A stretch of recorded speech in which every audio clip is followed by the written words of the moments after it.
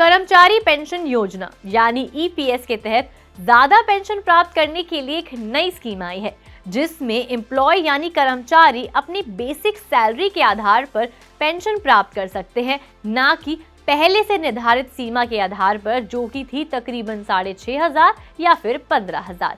यदि आप 31 अगस्त 2014 से पहले ईपीएफ सदस्य थे या उस दिन से पहले रिटायर हो चुके हैं, तो आप इस योजना के तहत उच्च पेंशन का लाभ उठा सकते हैं।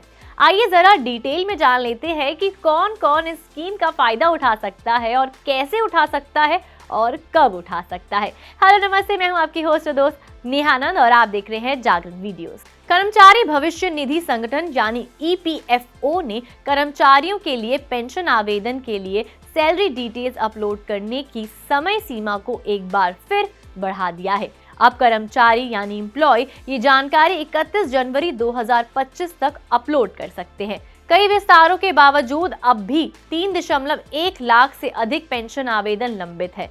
ईपीएफओ ने कहा है कि कर्मचारियों और उनके संघों से कई अनुरोध प्राप्त हुए हैं, जिनमें और अधिक समय देने की मांग की गई है। इस कारण ईपीएफओ ने कर्मचारियों को अंतिम अवसर दिया है ताकि वो 31 जनवरी 2025 तक पेंशन आवेदन और वैधता के लिए जरूरी जानकारियां अपलोड कर सके।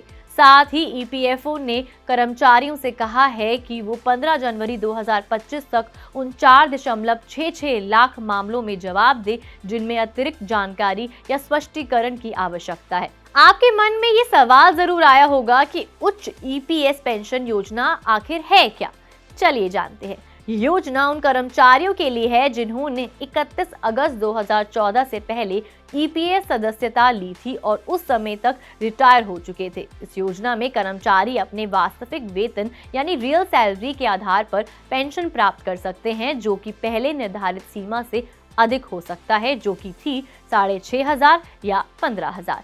इस योजना में आवेदन करने के बाद कर्मचारी अपनी अंतिम बेसिक सैलरी के औसत के आधार पर पेंशन प्राप्त करने के योग्य हो जाते हैं, जो रिटायरमेंट के समय उनकी वास्तविक सैलरी पर आधारित होती है। अब जानते हैं कि आवेदन आखिर कौन कौन कर सकता है। जो कर्मचारी 31 अगस्त 2014 से पहले ईपीएफ सदस्य थे या उस दिन तक रिटायर हो गए थे, वो कर सकते हैं। दूसरे नंबर पर कर्मचारी को कम से कम 10 साल की सेवा पूरी करनी होगी, तभी वो हो सकते हैं। उसके अलावा नियमित पेंशन के लिए कर्मचारी की आयु कम से कम 58 वर्ष होनी चाहिए। अगर कर्मचारी जल्दी पेंशन चाहता है तो उसकी आयु कम से कम 50 वर्ष होनी चाहिए। ये तो हो गई पेंशन आवेदन करने की जानकारी, लेकिन इसे ट्रैक कैसे करें? नहीं पता? चलिए वो भी जान लेते हैं। जो ईपीएफ सदस्य या ईपीएस पेंशनधारी उच्च पेंशन के लिए आवेदन कर चुके हैं, वो ईपीएफओ के सदस्य सेवा पोर्टल पर अपने आवेदन की स्थिति ट्रैक कर सकते हैं। इसके लिए उन्हें अपने आवेदन का एक एक्नॉलेजमेंट नंबर रखना होगा, जिसे आवेदन के बाद प्राप्त किया जाता है। बता दें कि उच्च ईपीएस पेंशन योजना उन कर्मचारियों के लिए एक बेहतरीन अवसर है जो 31 अगस्त 2014 तक ईपीएफ में सदस्य थे। ये योजना उन्हें अपनी रियल सैलरी के आधार पर पेंशन प्राप्त करने का मौका देती है, जो उनके रिटायरमेंट के बाद एक बेहतर वित्तीय सुरक्षा प्रदान कर सकती है।